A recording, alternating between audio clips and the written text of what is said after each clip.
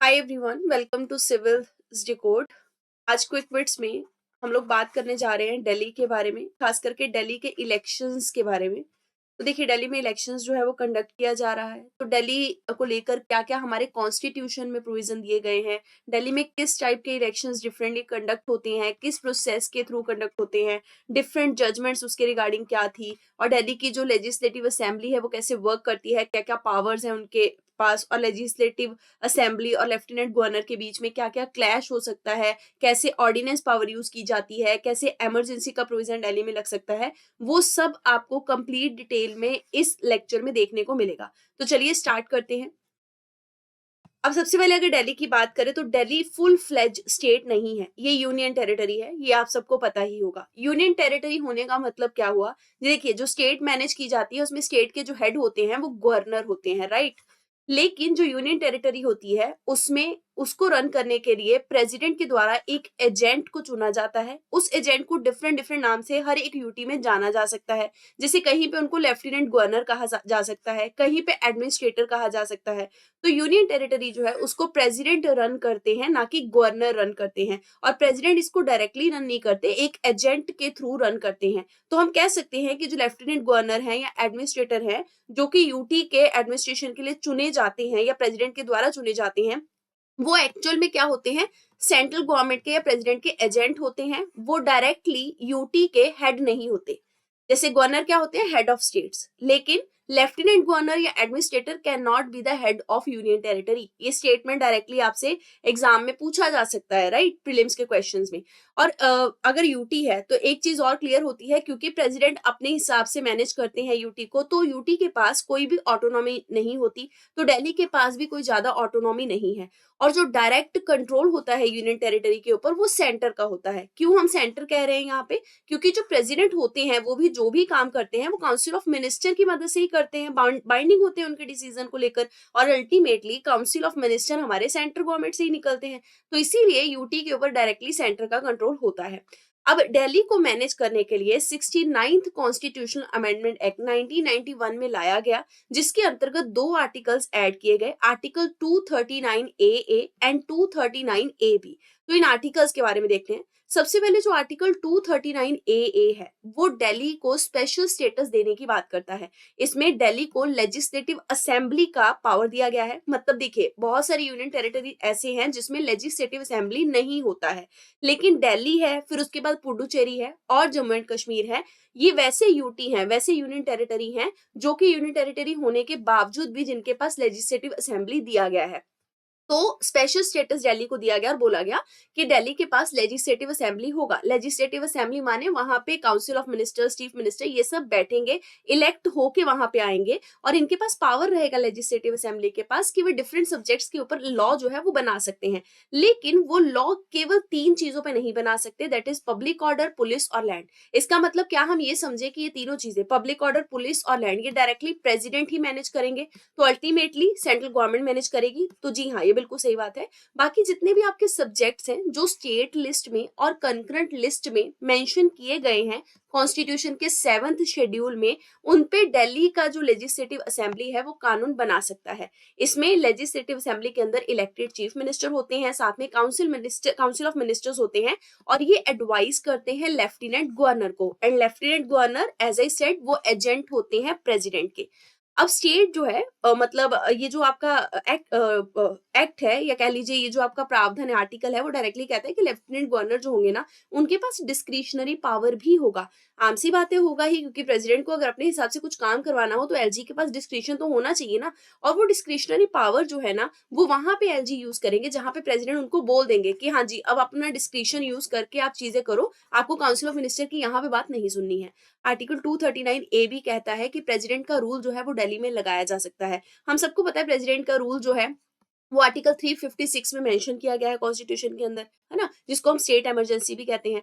तो अगर constitutional machinery Delhi के अंदर फेल हो जाती है तो प्रेसिडेंट ऑफ इंडिया डायरेक्टली उसको अपने कंट्रोल में ले सकते हैं। उस समय पे president of India directly Delhi को या फिर कह लीजिए यूनियन टेरिटरी ऑफ दिल्ली को कैसे गवर्न करेंगे, लेफ्टिनेंट गवर्नर को सारी की सारी एग्जीक्यूटिव पावर दे देंगे। तो उस टाइम पे जो आपका काउंसिल ऑफ मिनिस्टर है या फिर लेजिस्लेटिव असेंबली है वो खत्म करके प्रेसिडेंट अपने हाथ में डायरेक्टली कमान संभाल लेंगे और एलजी को बोलेंगे कि अब आप सारी एग्जीक्यूटिव पावर मेरे बिहाफ पे क्या करोगे, ऑपरेट करोगे, मतलब उनको चलाओगे, दिल्ली को चलाओगे। अब दिल्ली का गवर्नेंस और एडमिनिस्ट्रेशन अगर देखें तो दिल्ली में हाइब्रिड गवर्नेंस का मॉडल हमें देखने को मिलता है। जैसा हमने देखा कि लेफ्टिनेंट गवर्नर होते हैं दिल्ली में, चीफ मिनिस्टर और काउंसिल ऑफ मिनिस्टर होते हैं, और फिर गवर्नमेंट ऑफ इंडिया या सेंट्रल गवर्नमेंट का भी डायरेक्ट कंट्रोल होता है या फिर कह लीजिए प्रेसिडेंट का भी कंट्रोल होता है। तो लेफ्टिनेंट गवर्नर की अगर बात करें तो इनका अपॉइंटमेंट जो है वो प्रेसिडेंट ऑफ इंडिया ही करते हैं हमेशा। और लेफ्टिनेंट गवर्नर के पास पावर होती है कि वो किसी भी बिल को प्रेसिडेंट के लिए रिजर्व करके रख सकते हैं। चाहे वो बिल काउंसिल ऑफ मिनिस्टर ने पास भी कर दिया तब भी वो रिजर्व रखा जा सकता है प्रेसिडेंट के लिए। और ये अब सीएम के साथ, जो चीफ मिनिस्टर है दिल्ली के साथ, उनके साथ अपना डिसएग्रीमेंट शो कर सकते हैं और उस डिसएग्रीमेंट को या विवाद को लेकर प्रेसिडेंट के पास डायरेक्टली पहुंच सकते हैं और फिर आगे डिसीजन प्रेसिडेंट का होगा। इसके अलावा लैंड, पुलिस और पब्लिक ऑर्डर जो है उसके ऊपर क्या डिसीजन लेना है वो डायरेक्ट पावर लेफ्टिनेंट गवर्नर के पास होती है। लेकिन ये अपनी पावर जब भी यूज करते हैं उसमें प्रेसिडेंट की मदद या सलाह लेते हैं। बिना प्रेसिडेंट की मदद के या सलाह के कुछ नहीं करेंगे क्योंकि ये प्रेसिडेंट के एजेंट हैं। और ये ऑर्डिनेंस भी इशू कर सकते हैं। दरअसल हर एक राज्य में ऑर्डिनेंस तब जारी किया जाता है जब उस राज्य की लेजिस्लेटिव असेंबली जो होती है वो काम नहीं कर रही होती या फिर वो रिसेस में, ब्रेक में होती है। तो इसी तरीके से दिल्ली के अंदर भी लेफ्टिनेंट गवर्नर ऑर्डिनेंस इशू कर सकते हैं जब भी असेंबली रिसेस पीरियड में गई होती है। लेकिन जब भी असेंबली दोबारा से अपने आप को रिज्यूम करती है, रिसेस उसका खत्म हो जाता है, तो वो असेंबली जो है उसको वो ऑर्डिनेंस जो है वो 6 वीक के अंदर अप्रूव करना होता है। अगर वो ऑर्डिनेंस अप्रूव नहीं करती है तो वो रद्द हो जाता है। लेकिन अगर एलजी ऑर्डिनेंस जारी कर रहे हैं उसके लिए भी उनको प्रेसिडेंट का अप्रूवल चाहिए ही होगा। अब चीफ मिनिस्टर और काउंसिल ऑफ मिनिस्टर की बात करेंगे, और तो ये हमारे लेजिस्लेटिव असेंबली का हिस्सा होते हैं, राइट। और ये प्रेसिडेंट के द्वारा ही अपॉइंट किए जाते हैं। चीफ मिनिस्टर को प्रेसिडेंट अपॉइंट करते हैं, उसके बाद जो चीफ मिनिस्टर की ही मदद से या एडवाइस से प्रेसिडेंट जो है वो काउंसिल ऑफ मिनिस्टर्स को भी अपॉइंट करते हैं।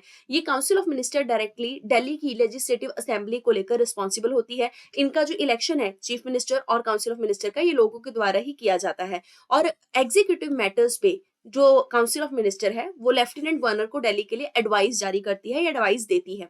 अब गवर्नमेंट ऑफ इंडिया का क्या रोल है? गवर्नमेंट ऑफ इंडिया कुछ स्पेसिफिक सब्जेक्ट्स जो हैं उन पे डायरेक्टली कंट्रोल रखती है दिल्ली के अंदर, और चाहे तो डायरेक्टली जितनी भी लिस्ट है, स्टेट लिस्ट के अंदर, कंकरेंट लिस्ट के अंदर जो भी मैटर्स हैं, चाहे तो सेंट्रल गवर्नमेंट उन मैटर्स के ऊपर कानून बना सकती है। अगर दिल्ली की गवर्नमेंट ने कानून बनाया सेम सब्जेक्ट पे और सेंट्रल गवर्नमेंट ने बनाया, तो सेंट्रल गवर्नमेंट जो है वो उस कानून को दिल्ली वाले को ओवर पावर कर सकती है, क्योंकि अल्टीमेटली सेंट्रल गवर्नमेंट के पास ज्यादा पावर है दिल्ली को लेकर, जैसा हमने देखा, क्योंकि ये प्रेसिडेंट के साथ आपकी सेंट्रल गवर्नमेंट एसोसिएटेड है डायरेक्टली।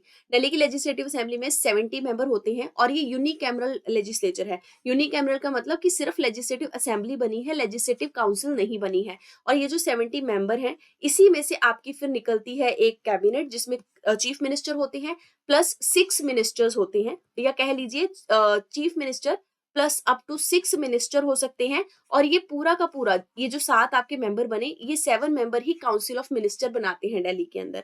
फिर इनके पास लेजिस्लेटिव पावर होती है कि कहीं पे स्टेट लिस्ट और कंकरेंट लिस्ट के ऊपर अगर कानून बनाना है तो बना सकते हैं, लेकिन लैंड, पुलिस और पब्लिक ऑर्डर पे नहीं बना सकते। इनका जो लॉ होता है वो लेफ्टिनेंट गवर्नर अगर अप्रूव करेंगे तभी वो एक्ट बनता है। अब हाई कोर्ट ऑफ दिल्ली की बात करेंगे। देखिए, कुछ ही यूनियन टेरिटरी ऐसे हैं जिनका खुद का हाई कोर्ट है, दिल्ली उनमें से एक है।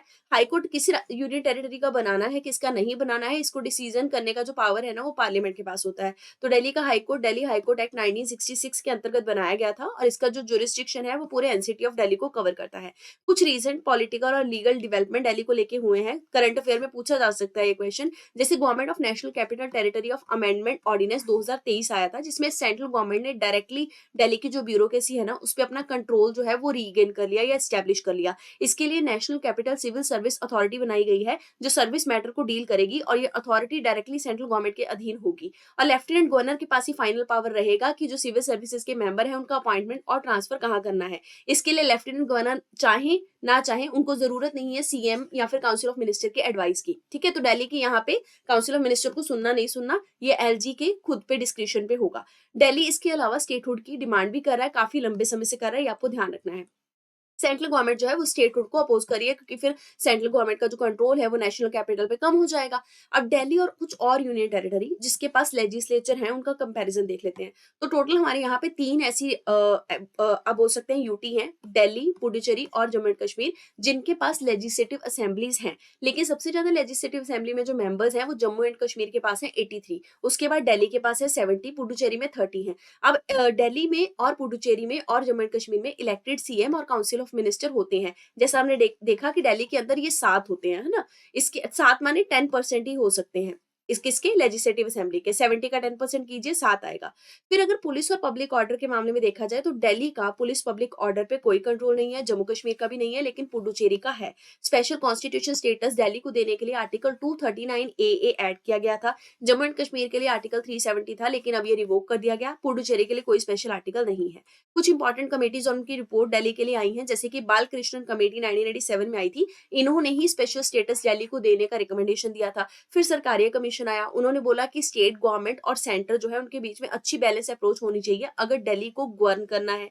पंछी कमीशन आया, उन्होंने बोला यूटी जो काम करती है दिल्ली की, उसके पास क्लियर पावर होनी चाहिए कि किस किस रोल में वो अपना काम अदा कर सकती है, या किस किस एरिया में वो काम कर सकती है और किस किस में नहीं करेगी। अब दिल्ली में इलेक्शंस हो रहे हैं, राइट? तो दिल्ली में डिफरेंट टाइप्स ऑफ इलेक्शन समय समय से होते रहते हैं। जैसे हाल फिलहाल में आपके लेजिस्लेटिव असेंबली के इलेक्शन हो रहे हैं, तो हम लेजिस्लेटिव असेंबली के इलेक्शंस की पहले बात करेंगे। दिल्ली में क्योंकि यूनियन कैमरल आपका लेजिस्लेचर है, यानी केवल लेजिस्लेटिव असेंबली है, तो इसके इलेक्शन हो रहे हैं जिसमें 70 मेंबर्स इलेक्ट किए जाएंगे।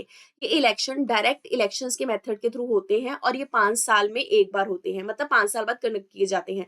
डायरेक्ट इलेक्शन का मतलब कि कैंडिडेट को वोट देने के लिए जो वोटर है वो डायरेक्टली जाएगा और फिर बटन दबाएगा और वोट देगा। पॉलिटिकल पार्टी जिसको मेजोरिटी सीट मिल जाएगी वो यहाँ पे गवर्नमेंट बना लेगी। मेजोरिटी सीट का मतलब कितना हुआ? 70 का 50% कीजिए, 35 प्लस 1 एक्स्ट्रा, यानी 36 सीट्स जीतनी होंगी पार्टी को अगर यहाँ पे गवर्नमेंट बनानी है लेजिस्लेटिव असेंबली में।